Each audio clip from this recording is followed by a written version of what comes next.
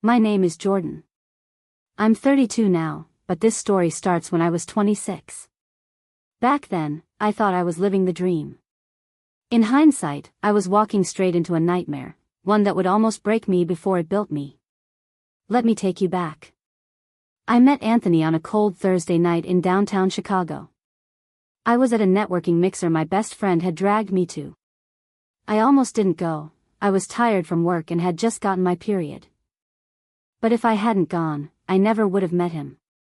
And maybe my life would have taken a different turn. Anthony was charming. Not just flirty, disarmingly charming. The kind of man who looked into your eyes like he was reading your soul. Tall, sharp suit, smelled like money and cocoa butter. He had a glass of whiskey in one hand and confidence in the other. We talked all night. I told him I worked in HR at a fast-growing tech company. He told me he owned a digital marketing agency and had just signed 3 new clients that week. He made me laugh. Made me feel seen. Like I was the only woman in that room. That night, he walked me to my car, kissed my hand like it was the 1950s, and said, "I'd really like to see you again. Let me earn your time." That line stuck with me. Let me earn your time. I gave him my number. And just like that, everything changed. Anthony moved fast. Within a month, we were inseparable. Fancy dinners, thoughtful texts, weekend trips. He called me wife before I even got used to the word girlfriend. 3 months in, he asked me to move in. I hesitated. My gut whispered, too fast. But my heart was screaming, he's the one. He'd show up to my office with lunch. He'd send flowers on random Wednesdays. He once flew me to Miami just because I said I was tired of the cold. And he listened. When I talked about my dreams of opening a home decor line, he said, "Why not? I'll invest in you." When I vented about work stress, he'd say, "Babe, you don't need that. You're too good to be stressed over a 9 to 5. He was planting seeds. I just didn't realize it then. 6 months in, we were living together. My lease was up, so I didn't renew. I moved into his downtown condo, marble countertops, floor-to-ceiling windows, and the softest bed I'd ever slept in. Then came the conversation. One evening, I was pacing in the kitchen after a rough day. Layoffs were rumored at my job, and my boss had thrown me under the bus in a meeting. Anthony leaned against the counter and said calmly, "You know, you don't have to keep doing this." "Doing what?" I asked. "Working like a mule. You come home stressed every day. You don't even have time to work on your decor ideas." He looked at me, serious. "I make enough for both of us. Let me take care of you. Quit the job. Take a break. Do your thing. Be home. Be at peace." I was stunned. He said it so casually, like it wasn't a life-altering decision. I told him I'd think about it. And I did. 4 days. I called my mom. She was skeptical.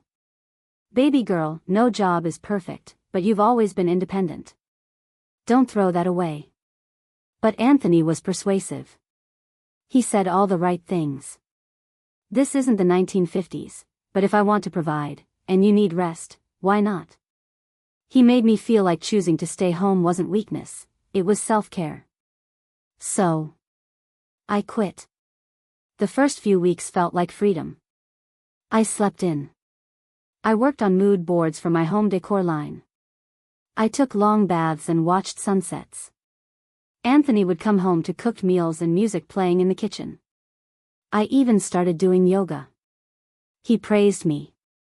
"My queen. Look at how you glow when you're not working for someone else." He said we'd work on setting up the decor business. "Let's give it a few months," he said. "We'll plan the branding, website, suppliers. I got you." But months passed. And slowly, things started to shift. Anthony became distant. Longer work hours. Late calls. More trips. He stopped texting during the day. When he came home, he was either tired or annoyed. No more random flowers. No more deep talks.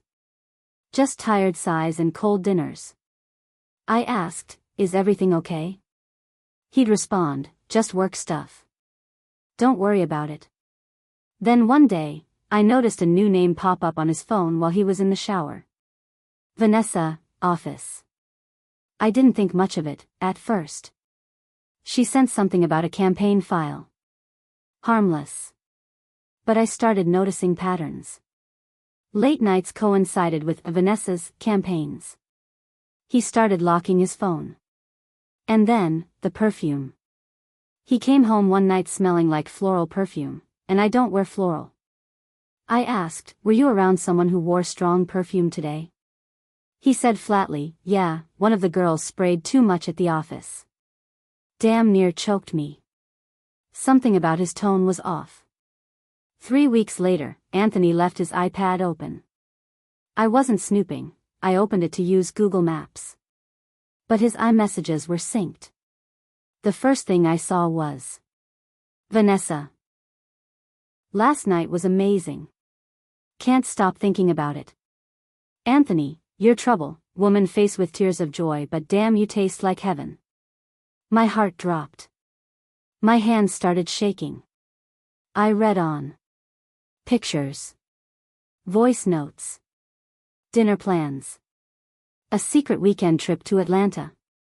And worst of all, a message that said, "She's so busy playing housewife, she doesn't even notice.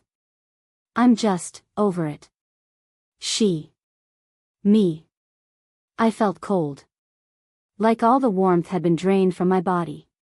When he came home that night, I didn't scream. I didn't cry.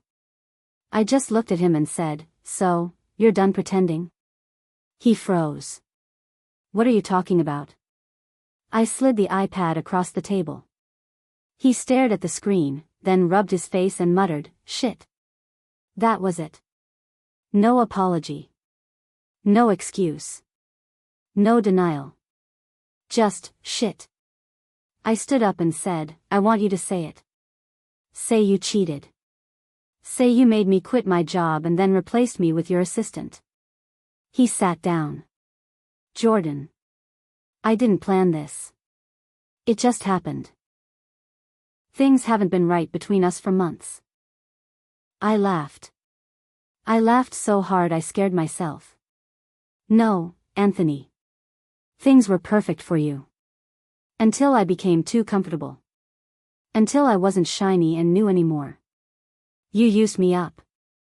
He looked down. Silent. "I gave up everything for you," I said. "And you gave up on me." I moved out 2 days later. Back to my sister's spare room. No job. No savings, I had poured most of it into groceries, house things, and the future we planned. No business, we never started it. I was humiliated. Ashamed. Angry. Broken. I had to start from scratch. I applied to 14 jobs that first week. I got rejected by 10. Ghosted by 3. I got 1 callback. A remote admin job for $16 an hour. I took it. Slowly. I rebuilt. Bit by bit. I got a new apartment, small but mine. I started freelancing HR tasks on the side. I saved. I healed. I found a therapist. It took a while, but I eventually launched that decor line, without Anthony, without his money, without anyone's approval. Looking back, I wasn't stupid. I was just hopeful. And too trusting. I wanted to believe love would protect me. That if I poured into someone, they'd never let me drown. But the truth is, you have to keep something for yourself. Your dreams. Your backup plan. Your power. No matter how in love you are. If a man ever tells you to quit your job without a real plan, think twice. Don't confuse support with control. Don't confuse a soft life with silencing your purpose. And always, always, listen to that small voice inside you that whispers, "This feels off." Because that voice? That's the one that saves you. Thanks for listening to my story. If this helped you or reminded you of anything you've been through, share it with someone. And remember, love should never cost you yourself.